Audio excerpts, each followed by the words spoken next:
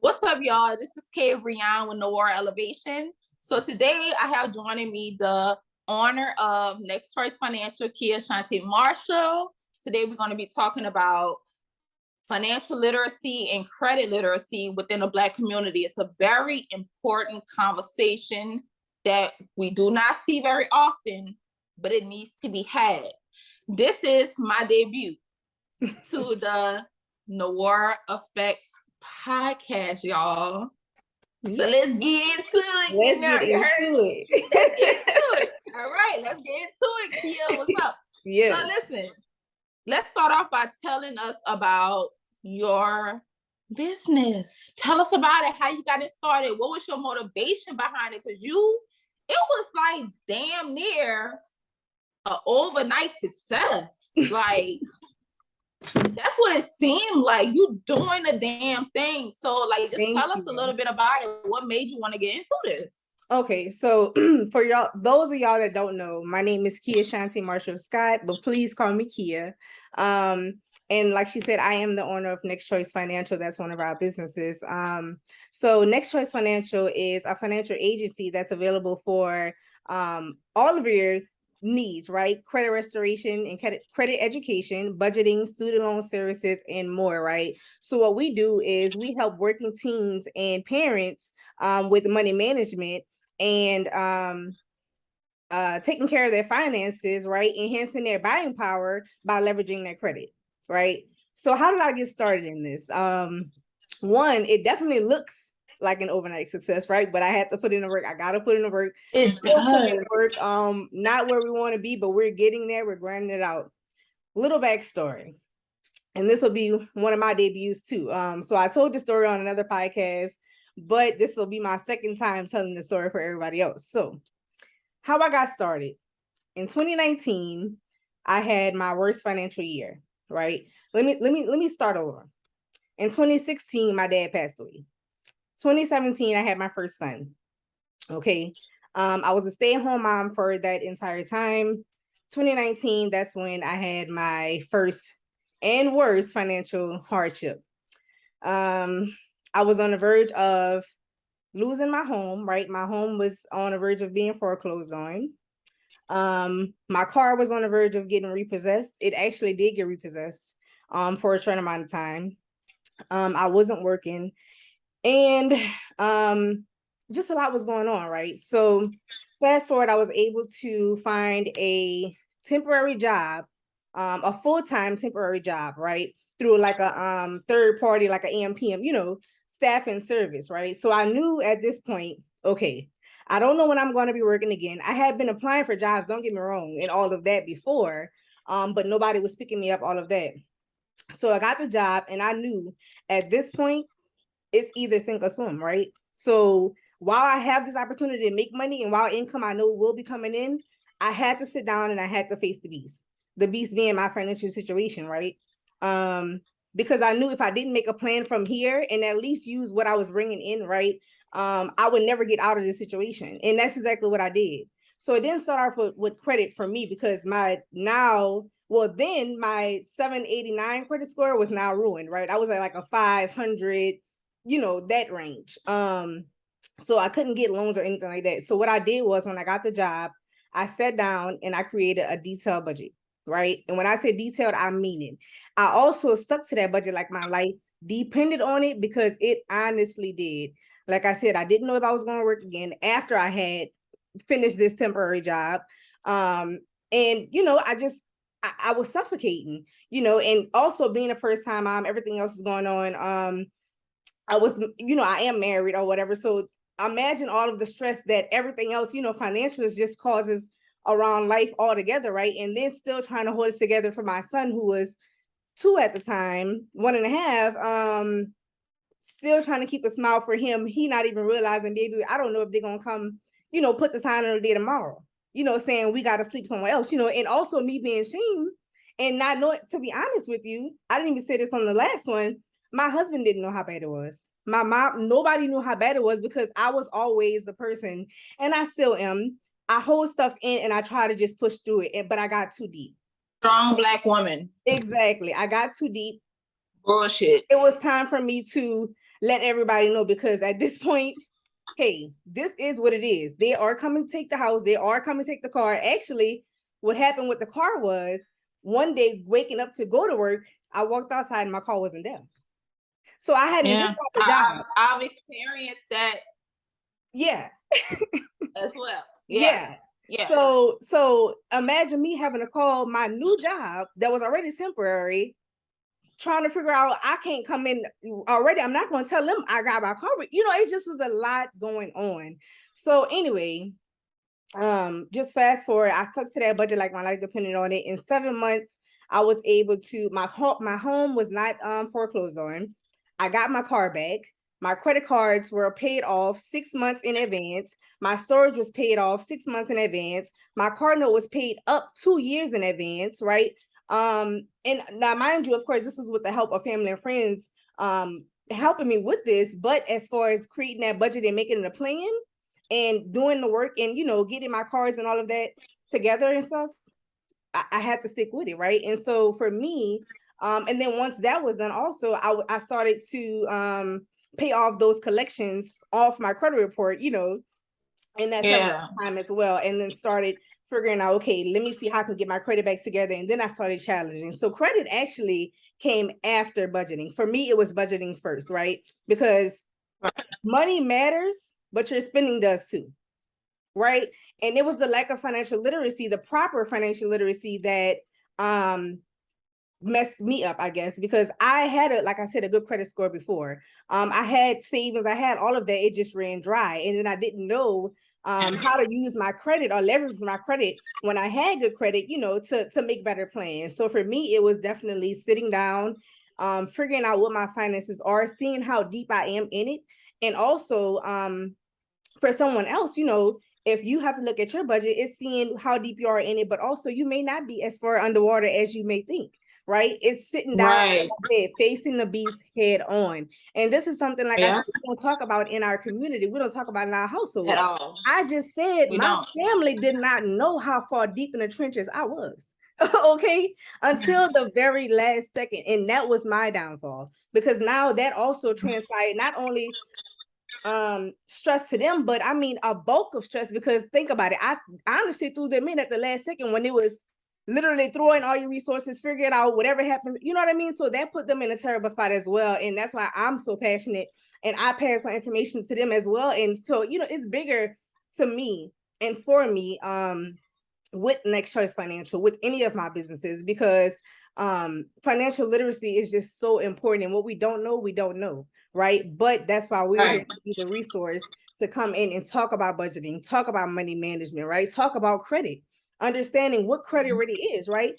Who knows how to read a credit report? Like, really know how to read a credit report line by line? We don't. We just read the score. Right. And what does that score mean? And what version? Or what I want to do in the future? Or what does that really mean? We comfortable living in an apartment. Exactly. And that's fine. Right. But we all have dreams of buying a home or owning a car, or even in our name without a co-signer. Exactly. What does that mean for us? We don't think about it. What about getting a job too? Because some jobs they look at it and they pull a deeper score. The score that they pull, we don't have the access to pull that score. So we thinking our score is one thing, but then the job, if that person actually, the HR person actually want to tell us what that score was, we want to go off. Right. Because no, you're wrong. They're not wrong. But we don't have access to what jobs and apartment. Like when you buy a house, when you apply for an apartment, when you apply for a job, they have a deeper access. And a more in-depth access to our score that we do not have using Credit Karma. Right. And so and so there's actually two parts to that, right? So when you say that they have a deeper score, there's scores that we can access. So first and foremost, every score that you see when you pull it is called a consumer facing score, right? Okay. So that's what we see, the consumer facing score. On the back end, what you're saying is, they see something deeper, right? It also goes back to which scoring model they're using, right? Because there's different scoring models, right? There's FICO, and then of course there's Advantage, but there's FICO 2, 4, and 5. Like that's what you use for your mortgage, right? There's FICO 8 that you can use for auto, bank card. Like there's different scores models. There's different ones, right? FICO 9, 10. I mean, there's many.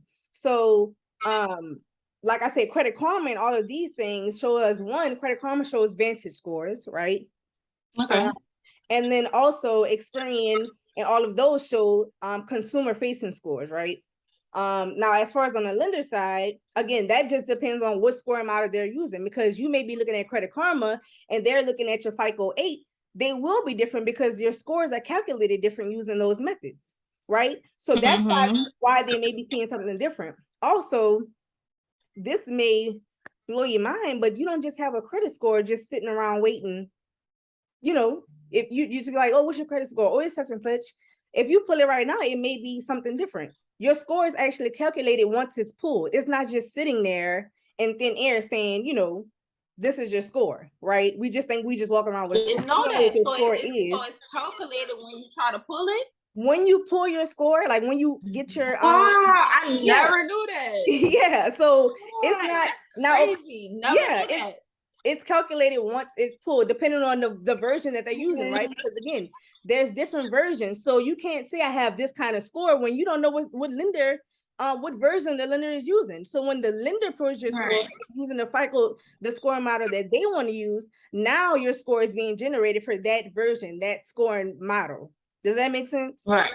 So, but again, so these are things, you know, that we teach and that we're so passionate about, because there's different things about credit that are, one, misconceptions, right? And then two, we just don't know. I don't know the correct ways or terminologies for it. And that's why we're here. And I'm so happy that you have us on here to talk about this, because you know how passionate I am in our conversations that we, you know, had. So we had private conversation. We like, damn, we should have recorded this. For real. This is dope. It's like, you're doing amazing. Thank you. You're doing amazing. We're not done yet. And like I said, and for us too, it's freaking amazing. You know what I'm saying? So it's like, no, go ahead. What you saying? Oh no, I was just saying, you know, and for us, we really enjoy working with the teens and the children, right? For us, the youth, let us teach this to the youth as early on as possible, right? Because the earlier they are exposed to this information, now they have a better chance when they grow up. They don't have to go through our same mistakes. They don't have to guess, right? They can know how to properly utilize this information. And now it depends on what you do with the information, right? You're either going to implement it or you're going to let it go by the wayside, but at least you have access to it. At least you have a chance to it. And honestly, we weren't taught financial literacy the correct way, right? Or at all, maybe. So for us, you know, for me, it's let us go ahead. We have these tools and materials and resources for parents, right, to help introduce financial literacy to their kids, right, to their teenagers, to people who's about to go graduate to college, young entrepreneurs. I mean, we have all of these resources, and that's why we're so focused on the community, right, empowering the community. We like to say, or what we do, you know, is enhance, empower, and promote financial literacy within the community, because again, we're here to bridge that gap, right? And be a voice for those and give a chance for those who may not have had access to it prior to. So you know, and it's the thing where it's like you said, if you don't know, you don't know. And we can't blame our parents. We can't blame our grandparents. They didn't know. Exactly. They didn't have the resources. Those that were put in place in their lives to teach them did not know. So how could they possibly know? So with me personally, and this goes back to mental health, I was taught to hustle.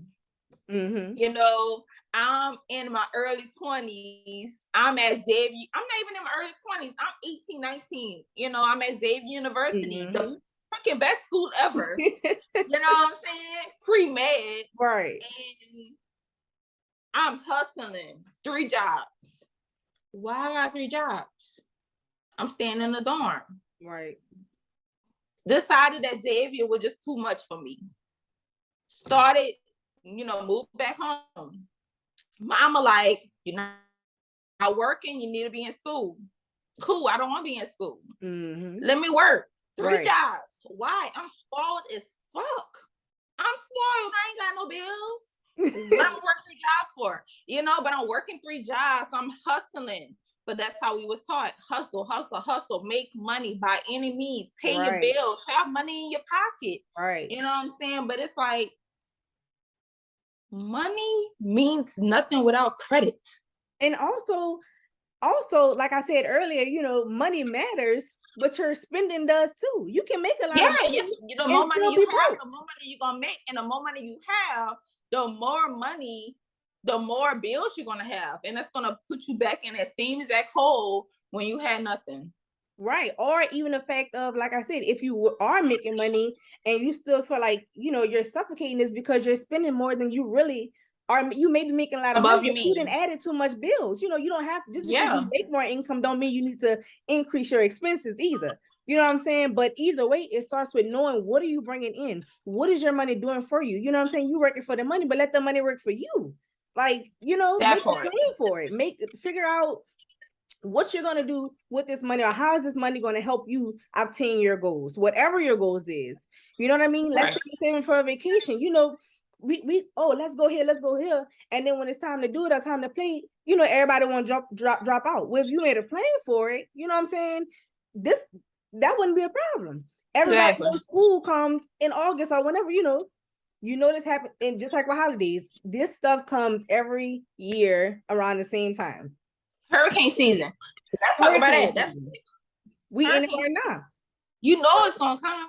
It's a possibility. So Ida came. Hurricanes you could somewhat be prepared for. Tornadoes, that's not something that we think we have to prepare for. They just kind of came at us, and they came at, Chalmette and like certain areas down there.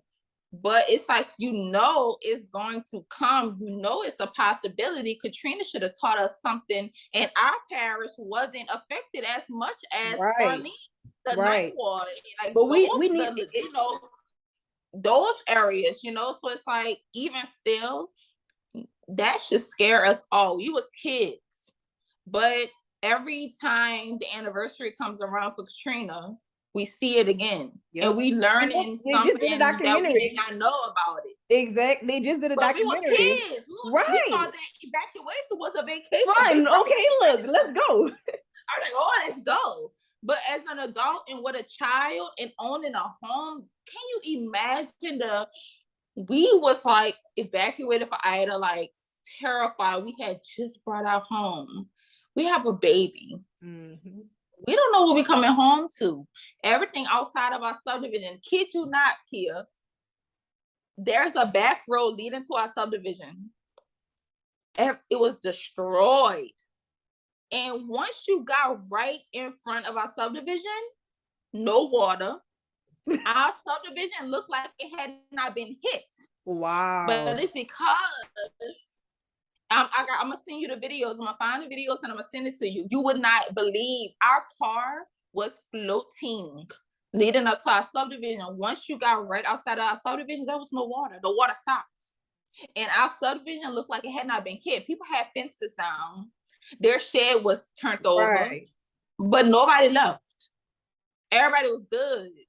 And that opened our eyes to like, oh my God, but it's because my husband had the knowledge. Right. And the common sense to look those things up before we bought a house. Right. Flood zone X. When you buy a house, you should definitely, your priority should be finding a area that's flood zone X, because guess what we did? Our subdivision looked like in a motherfucking rainstorm hit, let alone a hurricane. Not a trickle of rain fell down. Not a fucking, let me tell you something. My mom lives 7 minutes away. Flooded. Yeah, my mom, they in LaPlace, so they just getting back. Listen, they not even daddy finished own a house still. class that he don't stay in, and I was like having anxiety, and we went to Monroe because my husband is just like, oh, it's gonna be a 2, very lovely, whatever. We was in the trashy ass hotel because nothing was available, and I'm like having anxiety because all my people stayed, and it's like, girl, I had my computer, baby. I was doing schoolwork. Okay. I had my computer. I need some type of distraction. I don't want to drink. I don't want to do nothing because my family home. I don't know what's going to happen. My daddy had a rental property in La Place that was ruined. Thank God he had the funds to, recover, build it, rebuild. But it's like not everyone did. I met somebody in Walmart, a lady in Walmart around Christmas time. They've been living in the tent since this is December. And we in a Walmart in Ponchatoula, and Ida hit, right?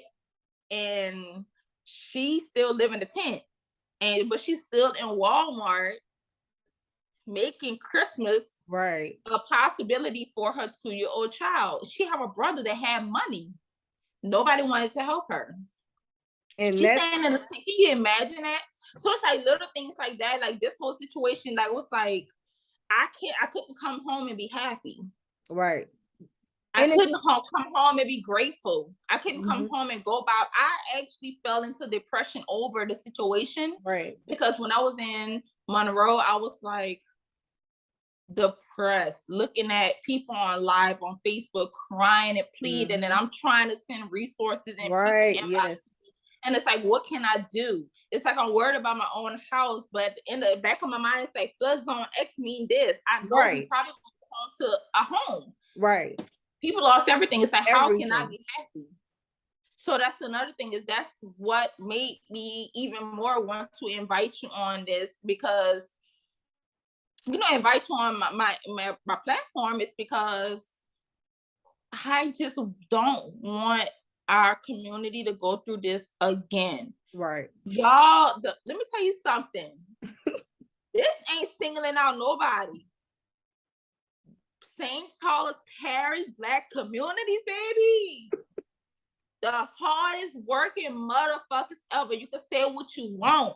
Okay. Our parish is full of entrepreneurs. Period. They can't do nothing. Period. This is grinding it out. You know what I'm saying? It don't matter where they came from, and half of them still living in the hood. Yep. Half of them still living in Paul Frederick, Booty Estates, Hornville Projects, all of those things, but they make it in motherfucking happen. And you can say what you want, but our parish, I cater to our parish. I love our parish because we got the hardest working people in our parish, and they cater to our community. Right. All the festivals that go on, Right. The events. Kawan, you know what I'm saying? Brandy. Yeah. That braid, baby. Yes. You know what I'm saying? Yes. So many, even the ones that moved to Texas after the storm. Right. Like the pop-up mining mills. Yes. All of them. The pop-up shop. Girl.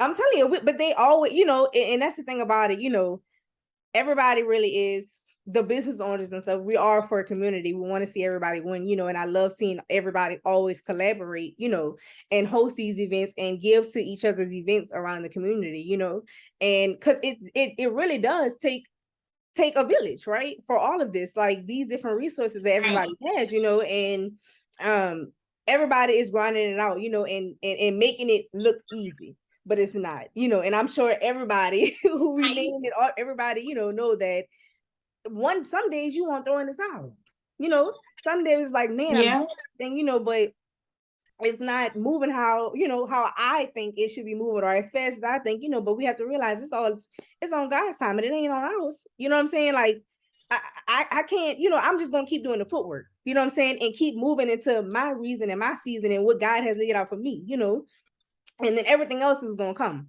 But what I do know is I know I'm supposed to be teaching financial literacy. I know I'm supposed to be making a difference, and I know I'm a trailblazer. You understand? I know I'm gonna set the tone, and be, like I said, that bridge to bridge the gap of the lack of financial literacy. Having these conversations, coming on these type of platforms that you've created, being a voice for the community, right? Allowing other entrepreneurs to come on and speak about their businesses and also how it affects mental health and all of that, right? These are the opportunities that I love and that I look for, and that what I love doing. I love speaking about financial literacy. I love talking about credit. I love talking about budgeting, right? I love talking about business. Like that makes me excited, like, you know, because there are different things to look. It's not always about, you know, mess or anything else. There's things that really can be getting done, right? There's so much more to life. There's so much more things that we can be doing. And instead of saying, you know, that we don't know, right? Go out and look for the resources. If you really want knowledge, they are in front of you. You know what I mean? You just have to go out and look for it. And so that's, you know, that's just what it is. You know, before we get into our next topic, the topic that's in the headline, you know, the importance of financial and credit literacy, you know, and how it ties in with mental health and generational wealth and growth and all of those things. Because with generational curses, we always associate it with money, but it's way more than that. It's deeper than that, which is why I wanted to expand my organization, which was at first focus on Black mental health, but it's all things Black culture, Black society. It's everything. I mean, you can talk about whatever. Leave that shit with the rappers and Instagram models, all that drama. They got the blogs for that. They, you know, they got all of that for that. They ain't here. They ain't this. You know, we're gonna talk about the stuff that's gonna actually help our community and actually impact us and help us learn and grow, right? But I want to give flowers to LaRon Bird for sure. With We Made organization. That's my cousin.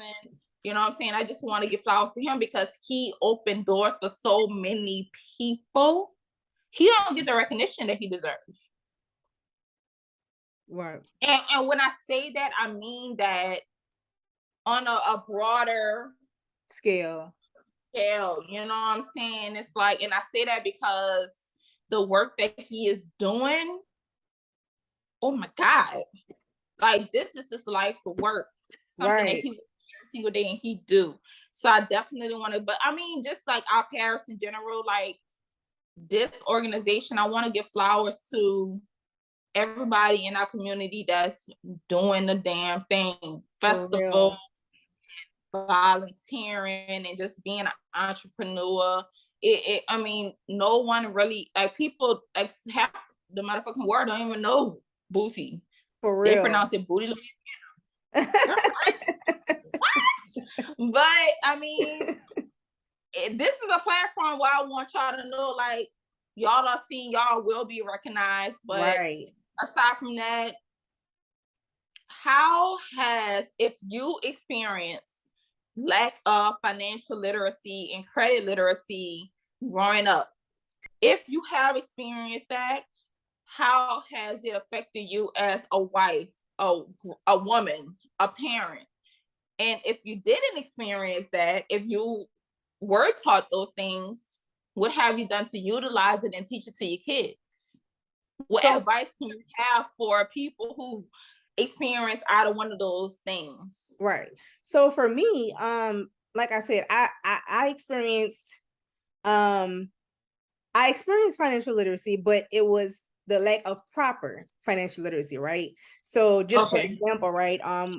An example I can use is credit cards, right? One, you either heard, don't get a credit card because you're gonna go in debt, or if you did get a credit card, you heard, use the credit card and stay at 30%.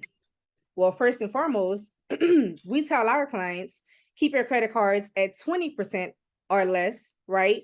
10% or less is better. 1 to 3% is best. So that's something that we changed, right, and implemented into our household and also to our clients. Now, as far as implementing financial literacy, proper financial literacy, of course, I expanded my knowledge about credit repair, the laws, right, disputing tactics, that sort of thing. I created a company, right? And then, of course, with my financial hardship in 2019, and I also forgot to mention that I found out that I was pregnant with our second son during that time as well. by the way. So add all of that Wow. on top of lose, you know, Your about focus to lose shifted. everything. You ain't know where to go. Yeah. So I was literally like just in all corners. Anyway, now you know what we do for our family. We actually have a kids credit ebook called Explore the Credit Scores. The kid's name in the book is called Noah.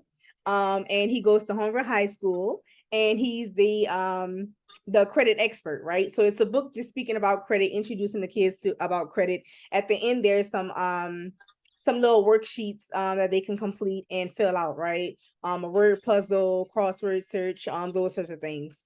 For the teens, we have our Teaching Teens Financial Literacy ebook and workbook. It talks about credit, budgeting, money management, investment, business. I mean, it goes through it, right? And then there's a workbook attached with it so that they can follow along and actually fill out the information.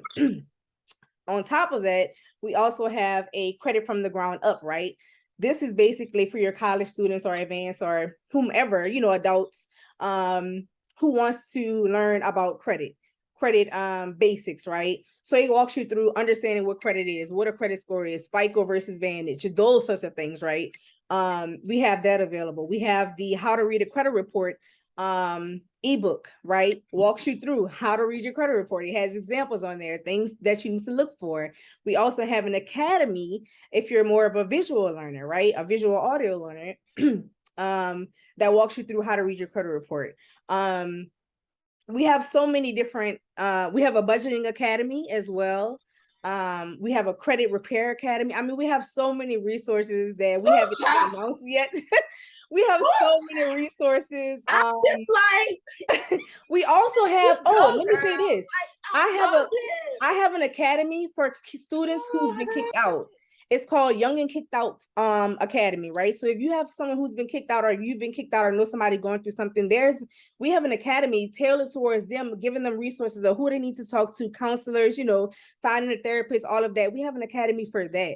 Like I said, we're tailored to the youth, we're tailored to the community as in whole. And so there's so many resources out there. If you guys or anybody's interested in learning more, they can of course visit our website for credit restoration services at www.nextchoicefinancial.com. We can be found on Instagram and Facebook at nextchoicefinancial.com. And then we can be emailed as well if you're interested in any other platform, services or programs such as the online academies, budgeting help, right? Anything like that, you can email us at support@nextchoicefinancial.com or give us a call 504-208-9551 and we'll be happy to help. Like we always say, always remember, make your next choice your best choice, and we'll see y'all at the top. I'm so excited for this opportunity, and this podcast, I'm just so excited to be here. Listen, and y'all, we gonna have all of the links. Yes, and we got to do another one too. I feel like this went by so fast. We are going to, don't even worry about, we want y'all to save it. Right, of course. Save it. But I'm going to make sure all the links are there. The phone number is there. We're going to keep promoting it, promote. We're going to promote it. It's going to be there, you know, and we're going to make sure that y'all always have those resources. So at this point, once, like I said, I did a promotional post. I didn't post it yet, but I'm gonna post it right after we get off. Just letting people know that we're having a conversation, and I let people know that it's pre-recorded and everything like that. But y'all ain't got no excuse, right? And make sure to let them know too that we're gonna be live. No we're gonna do another part 2. We're gonna do so much, y'all. This is not it. This is just the beginning. Live. NoirElevation, Next Choice Financial. We about to run it up. We about to get this, baby. We about to get it. Like Kia been pushing me. She like, why you scared? Why you scared, friend? I'm like, I'm scared. And you look gorgeous. What are you scared for? What are you scared for? You're in your element.